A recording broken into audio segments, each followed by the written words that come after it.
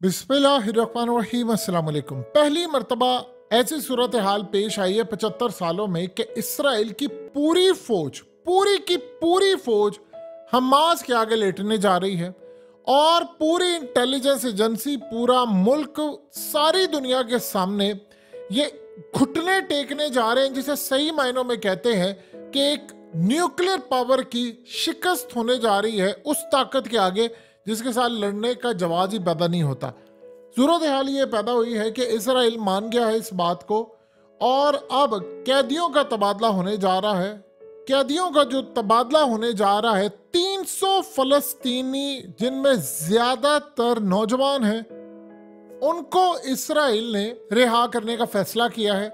अब आप ये सोचिए कि कैबिनेट ने इनकी जो काबीना है उसको अप्रूव कर दिया है, पार्लियामेंट अप्रूव कर रही है ताकि बाद में कोई प्रॉब्लम ना आए हमें।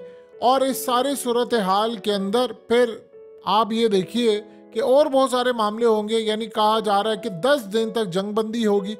लेकिन साथ साथ जो सूरत हाल पैदा हुई है वो इसराइल के लिए इतनी खतरनाक है कि अमेरिका ने इसराइल को कह दिया है कि तुमने जो यहाँ पर इतने लोगों को मारा है, अब तुम जब जंग बंदी करोगे तो उसके बाद दुनिया के अंदर बहुत सारे जो जर्नलिस्ट हैं वो जाहिर सी बात है यहाँ पर आएंगे और आकर एक एक चीज का हिसाब किताब लेंगे, वहां पर वीडियोस बनाएंगे, डाटा बनाएंगे और जो कहानी खुलकर सामने आएगी उससे हम पर इतना ज्यादा प्रेशर आएगा, इतना ज्यादा प्रेशर आएगा कि उसके बाद पूरी दुनिया के अंदर जो दुनिया तुम्हारे अब खिलाफ है वो उससे कई हजार गुना ज्यादा खिलाफ हो जाएगी। और सबसे बड़ा प्रॉब्लम ये होगा, पूरे वर्ल्ड पर प्रेशर पड़ेगा कि इसराइल के खिलाफ खड़े हो जाएं, इसराइल को दहशतगर्द स्टेट डिक्लेयर करें और हमारे टैक्स के पैसों से इसराइल की मदद ना करे किसी तर्ज की भी। अब इसराइल ने पहले तो इसराइल ये कह रहा था मैंने कोई डील नहीं करनी, लेकिन प्रॉब्लम ये हुई कि जिनके लोग पकड़े गए थे और सबसे बढ़कर इनके बहुत सारे जो जर्नैल है उनको मार दिया गया, फौजियों को मार दिया गया, फौजियों को अगवा किया गया, बहुत सारे लोगों को किया गया।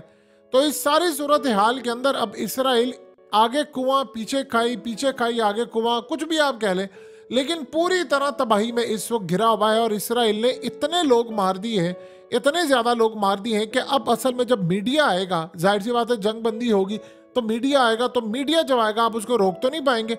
तो यहाँ पर वो तबाही देखने को मिलेगी जो इन्होंने की है कि दुनिया में इसकी कोई मिसाल नहीं मिलती। अभी तो वहाँ इंटरनेट नहीं है, वहाँ बहुत सारी चीजें नहीं है, सहाफियों को मारे हैं। अब इसके साथ एक और बड़ी अजीबोगरीब बात हुई है कि उनके यहाँ पिटीशन दायर हो गई है कोर्ट के अंदर कि इस डील से रोका जाए। वो कह रहे हैं कि इसकी वजह से पूरी की पूरी फौज का मोराल गिर गया और वो जंग लड़ने के काबिल नहीं होगी। और इतना मोराल गिरा है कि 45-40 दिन की मुसलसल लड़ाई के बाद फौज इतनी नाकाम उनकी हो गई है कि वो अपने कैदी छुड़वा नहीं पाए। आखिरकार उनको घुटने टेकने पड़े हैं उस ताकत के आगे जो कि न्यूक्लियर की ताकत के आगे कोई जवाब ही नहीं रखती। और इसराइल का आज के बाद जो दहशत का मामला है वो खत्म हो जाएगा। ये अब तक की सबसे बड़ी डेवलपमेंट हो रही है और इसराइल के लिए बड़ी परेशान कुन सूरत हाल है कि उनकी फौज के अंदर इतनी बददिली पैदा हो गई है कि वो कह रहे हैं कि हमें, यानी इतनी, या आप सोचे हैं कि ये कह रहे थे कि हमने तो सुपर पावर बनना है और उसके बाद इनके प्लान थे कि हम सुपर पावर बनेंगे। छोड़िए सारी बातों को, यहां पर वो न्यूक्लियर स्टेट है और न्यूक्लियर स्टेट अगर हमास के आगे सरेंडर करने जा रही है तो फिर आप अंदाजा कर सकते हैं क्या ये लेबनान से लड़ सकते हैं, क्या ये ईरान से लड़ सकते हैं। यानी अमेरिका बज़ाहिर चाह रहा था, बार बार इसको कह रहा था कि डील करो। अब उन्होंने खदशा भी जाहिर किया कि इन्होंने इतना मारा है बंदा कि यूरोप से लेकर सारी दुनिया में इनके खिलाफ जो नफरत पैदा होगी वो हम कंट्रोल नहीं कर पाएंगे। पहली मर्तबा इसराइल के लिए इतनी भयानक सूरत हाल पैदा हो गई है। आप ये देखिए, उधर से ईरान का अल फतेह मिसाइल जो है वो टेस्ट कर रहे हैं, वो पूरी तरह तैयार है। उन्होंने कहा कि जरा इसराइल ने ऊपर नीचे करने की कोशिश की तो हमारी तरफ से अल फतेह मिसाइल सीधा जाकर तेल अवीव में गिरेगा, चंद मिनट के अंदर कई किलोमीटर की तबाही हो जाएगी। और फिर इस सारी सूरत हाल में जो नए मनाजिर है जहां पर इनकी इतनी तबाही है, माइंस लगाई जा रही हैं और नीचे से उनको पकड़ा जा रहा है, वो तबाही हो रही है, वो तो एक अलग ही कहानी और दास्तान है जिसका हम अंदाजा भी नहीं लगा सकते। यानी इतने उनके फौजी मारे गए। अब एक तरफ तो डिमांड ये हुई है, दूसरी तरफ वो जो फौजियों की डिमांड है उनके घर वालों की, वो उनके लिस्टें और ये चीजें ऐसे सब सामने आना शुरू हो गया। अब इसराइल ने बहुत ही ज्यादा मोहतात अंदाजे के मुताबिक, बहुत ज्यादा मोहतात कहकर कहा जी हमारे असल में अब तक 70 के करीब फौजी मारे गए हैं, और जिन लोगों के मारे गए हैं यानी वो तो चुप नहीं बैठने वाले। देखिए, फौज का सबसे बड़ा मसला ये पैदा हुआ है इस वक्त इसराइल के अंदर कि वो कह रहे हैं कि फौज अगर नाकाम हो गई है तो जो इसराइली है वो मुल्क छोड़कर जाएंगे। वो कह रहे हैं कि इस सारी सूरत हाल में आपने डील फाइनलाइज की है, और डील फाइनलाइज करने का मतलब ये है कि कल को हमास के लोग हमें उठाकर ले जाएंगे और आप लोग कुछ नहीं कर पाएंगे। लिहाजा अब हमें 10 से 12 लाख के करीब जो इजरायली हैं वो शायद मुल्क छोड़कर चले जाएं। पहले 3.25 लाख के करीब चले गए हैं, अब 10-12 लाख मुकम्मल तौर पर तैयारी के मराहिल में। वो समझ रहे हैं कि इस सारी सूरत हाल में अगर हमास से ये लड़ाई करने के काबिल नहीं है तो कल को अगर मुस्लिम फोर्सेस आ गई और उनके साथ लड़ाई होगी ये तो बिल्कुल ही नहीं कर पाएंगे। और देखिए जिस तरह इन्होंने वहां पर लोग मारे हैं, खदशा ये पैदा हो रहा है कि इसके बाद नेतन्याहू और बाकी ताकतों के खिलाफ जो वॉर क्राइम्स है वो खुलने वाले हैं, वो केसेस खुल रहे हैं इंटरनेशनल सतह के ऊपर। देखिए, सबसे बड़ा प्रॉब्लम इस वक्त जो किसी मुल्क के लिए खड़ा हुआ है वो अमेरिका के लिए है, और उसके साथ साथ यूरोपियंस के लिए खड़ा हो गया है। और यूरोप के लिए तो इतनी भयानक सूरत हाल पैदा हो रही है कि वहां पर तो लोग सड़कों पर हैं और वो कह रहे हैं कि तुमने किसी सूरत इनका साथ नहीं देना। इसराइल के लिए सबसे बड़ा इशू ये है कि उनके जो मेन कमांडर्स थे वो सारे मारे जा चुके हैं, और उनके लिए वहां पर ताबूतों के ढेर लगे हुए हैं जिनको वो लेकर जा रहे हैं। और अपने ही स्ट्राइक, यानी कल हमास ने ऐलान किया है कि बहुत सारे ऐसी जगह हैं जहां पर स्ट्राइक किया है और इसराइल ने लोग मार दी। जब उनसे पूछा गया कि फलाने बंदे को रिहा करें, वो कह रहे हैं जी ये तो इसराइल ने स्ट्राइक मारकर बंदे अपने मार दिए, तो हम कहां से रिहा करें उनको। आप इसमें एक बड़ी अजीबोगरीब चीज देखेंगे कि ये जो 300 के करीब फलस्तीनी रिहा किए जा रहे हैं, इनमें 123 वो हैं जिनकी एज 18 साल से कम है, और 5 उनमें वो हैं जिनकी एज 14 साल से कम है। अब आप ये देखिए कि इस सारी सूरत हाल के अंदर इन लोगों को क्यों हमास रिहा करवा रही है, जो सबसे अहम बात है, क्योंकि इन्होंने बाद में जो इसराइल से इंतकाम लेना है उसका आप अंदाजा नहीं कर सकते। उन्होंने इंतकाम लेना है इनसे, और इतने बड़े पैमाने पर जाकर इंतकाम लेना है क्योंकि उनके घर वालों को मारा हुआ है, उनके बड़ों को मारा हुआ है, और ये सारे के सारे इंतकाम की आग में जल रहे हैं। इन्होंने जाकर इसराइल से इंतकाम लेना है। इन पर क्या इल्ज़ाम थे? इन पर इल्ज़ाम ये थे कि ये ज़्यादातर जो है वो वेस्ट बैंक वाली साइड से है, इन्होंने पत्थर फेंके हुए हैं, या इन्होंने बहुत सारी तादाद के अंदर कुछ इसराइल की फ़ौजों के ऊपर हमले किए हुए हैं। तो इसराइल ने इन पर जो इल्ज़ाम लगाए, यानी किसी ने फायर बम फेंका हुआ है, किसी ने कुछ किया हुआ है, तो उन पर हमले किए। असल में वो पहले कोशिश कर रहे थे करेज दिखाने की। अब इस सारी सूरत हाल में जब वो इनको रिहा करके लेकर जा रहे हैं तो बाद में इन्होंने फुली ट्रेंड होकर, ये बिल्कुल इसी तरह है जिस तरह हमास का लीडर यहया, जब उसको 22 साल इन्होंने जेल के अंदर रखा, वो बंदा 22 साल के अंदर हिब्रू लैंग्वेज यानी इब्रानी लैंग्वेज उसने सीख ली, वो इसराइल के अखबार पढ़ता था, और उसके बाद इसराइल के अंदर रहकर उसने बहुत सारे लोगों को, यानी ये बात सामने आ रही है कि वहां पर डील की हुई थी कि इसराइल के अंदर से ही उसने बहुत सारी मदद हासिल की लोगों से फलाना, और 22 साल के बाद आकर आज उसने 7 अक्टूबर का जो हमला था वो फाइनलाइज किया। तो जब आपने इतने बड़े पैमाने पर फाइनलाइज कर लिया है तो आपने फौज को, यानी आप ये देखें कि उनकी फौज को आपने बीट कर दिया है, तो बाकी सूरत हाल क्या रह जाती है। इसराइल इस वक्त दुनिया के उस लेवल पर आ गया। आप ये सोचे, राफेल जो उनकी इसराइल की कंपनी है, जो वहां पर आयरन डोम बनाती है, जो इनके मिसाइल बनाते हैं, और बहुत सारी उनकी जो मेन यानी कंपनी है जिसमें आप ये देखिए नेतन्याहू भी क्या है, उसकी फैक्ट्रीज पर हमले हो रहे हैं। यानी आप ये सोचो उसकी फैक्ट्री पर हमला हो रहा है। उधर आप ये देखिए लिबनान ने हमला किया है, और साथ ही मोहम्मद बिन सलमान ने यह बात कर दी है कि दुनिया के अंदर जो जो ममालिक इसराइल को हथियार दे रहे हैं वो हथियार देना बंद कर दे, क्योंकि ये हथियारों से जाकर मासूमों को मारे हैं। तो आपने वो अब काम करना शुरू कर दिया जिस पर इसराइल की दुखती रग पर आपने पैर रख दिया है। यानी इसराइल के लिए पहले तो प्रॉब्लम ये था कि दुनिया उनको एड देती है, अब तो ये कहा जा रहा है हथियार भी इनको ना दो।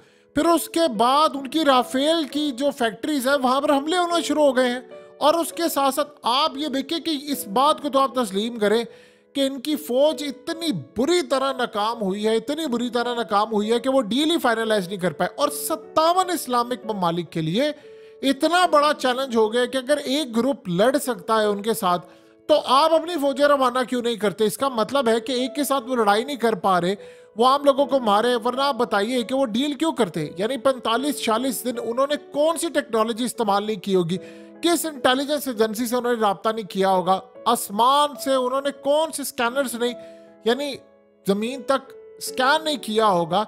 ऐसे ऐसे उनके पास चीजें हैं कि पूरा एक दिन के अंदर पूरे का पूरा साइप्रस जितना मुल्क आप स्कैन कर सकते हैं। एक एक सिर्फ तैयारा और ड्रोन उनके पास, ऐसी सूरत हाल है अमेरिका के पास भी और इनके पास भी। अमेरिका के कमांडोज यहाँ पर आए, वो इनके साथ मिलकर गजा के अंदर ऑपरेशन किया। वो कमांडोज बड़ी तादाद में मारे गए, अमेरिकी मारे गए, इजरायली मारे गए, और छुपकर न जाने किन किन ममालिक के आए होंगे ये तो भी कुछ नहीं कह सकते। तो इतनी बड़ी तादाद के अंदर अगर ये सारे नाकाम हो रहे हैं तो कुछ ना कुछ तो गड़बड़ है ना। अगर आप इतनी बड़ी न्यूक्लियर पावर जो है वो नाकाम हो रही है तो फिर मामला तो काफ़ी हद तक ख़राब है। देखिए, ये इस वक्त की जो मौजूदा सूरत हाल है इसराइल के लिए आइडियल नहीं है। यहाँ पर इसराइल अगर इस जंग को कंटिन्यू करता है तब उसके लिए प्रॉब्लम है।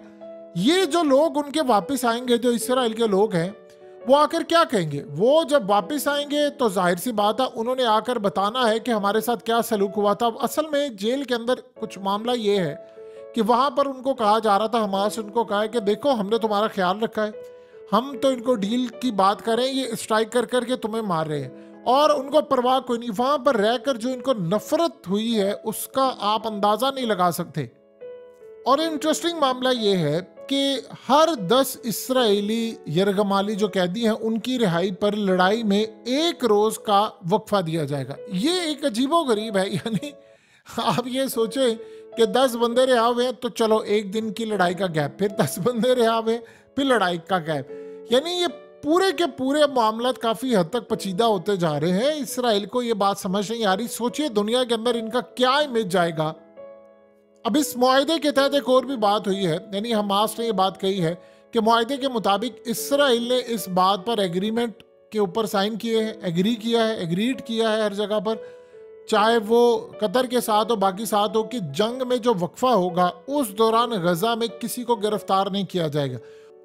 और गजा की जो फिजाई हुदूद है यानी एयर ट्रैफिक है ये मुकम्मल तौर पर बंद रहेंगी। यानी यहाँ पर ना तो वो जासूसी कर सकेंगे, ना उनके कोई तैयारे आएंगे, और ना ही कोई और। यानी अगर आप ये देख लें तो कई हफ्तों की जंग के बाद गजा के लोगों के लिए एक सुख का सांस है।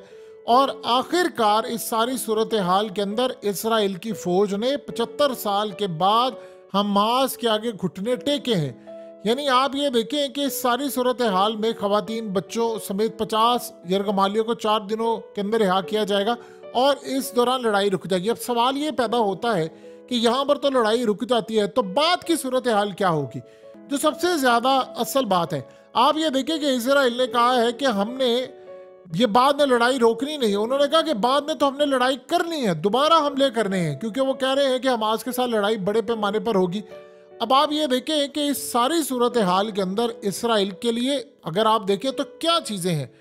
एक चीज तो है बड़ी प्रॉब्लम, इस वक्त उनको प्रेशर है पीछे से उन लोगों का जिनके घर वाले अगवा किए हुए हैं या उनको यरगमाल बनाया हुआ है। तो जब घर वालों को वो लेकर गए हुए हैं तो एक दफा वो आ जाएंगे तो इसराइल तो चाहेगा फिर बमबारी करे। अभी असल में ये है मामला कि यहाँ पर इस वक्त सूरत हाल जो पैदा होगी वो बड़ी भयानक होगी। इसराइल ने बदला लेना है और उनकी जो नाकामी, देखिए अगर आप 7 अक्टूबर से पीछे चले जाए तो दुनिया ये समझती है इसराइल के पास बहुत ताकत है और वो दुनिया में कुछ भी कर सकते हैं। लेकिन अगर आप सिर्फ 45 दिन बाद देखते हैं तो आपको ये नजर आता है कि इसराइल के पास टेक्नोलॉजी बहुत ज्यादा है, पैसा भी बहुत ज्यादा है, वो दुनिया को कंट्रोल भी करते हैं, लेकिन लड़ने की उनके पास हैसियत नहीं है। और लड़ाई में तो उनको इतनी मार पड़ी है, इतनी मार पड़ी है कि 3000 के करीब उनके फौजी मारे गए, लेकिन वो दुनिया को बता रहे हैं कि सिर्फ 70। और इस सारी सूरत हाल में जो मनाजिर जारी हुए हैं वो तो क्लियरली इंडिकेट कर रहे हैं कि यानी अगर हम सिर्फ वीडियोस की बात कर ले तो 1000-1500 तो हमें यहीं से मिल जाते हैं। तो 1000-1500 पिछले काफ़ी दिनों से जो वीडियोस जारी हुई हैं हमास की जानिब से, अल-क़साम ब्रिगेड की जानिब से और सराया और दूसरी जानिब से, ये अगर सिर्फ हम देख लें तो अगर इन्हीं को हम मद्देनजर रख लें तो 1000-1500 से ज़्यादा लोग तो यहीं पर वीडियो में नज़र आ जाते हैं। तो बाकी बताइए आपकी क्या सूरत हाल है? आप किस तरह कह सकते हैं कि सिर्फ 67 बंदे? ऐसी ऐसी वीडियोस हैं कि एक दिन के अंदर 100-125 बंदा उन्होंने मारकर आपको दिखाया हुआ है। तो आप दुनिया को कितनी देर तक पागल बनाएंगे? आफ्टर ऑल आप देख लेंगे इजराइल ने कहा था कि वो नहीं झुकेगा, नहीं झुकेगा, नहीं झुकेगा, और आफ्टर ऑल उनको घुटनों में गिरना ही पड़ रहा है। और यही वो सूरत हाल है कि जिसके लिए वो खौफजदा थे कि ये टाइम ना आ जाए कि दुनिया के अंदर हमारी जो बादशाहत है वो खत्म होना शुरू हो जाए। और फाइनली अब ये हाल होता हुआ नजर आ रहा है।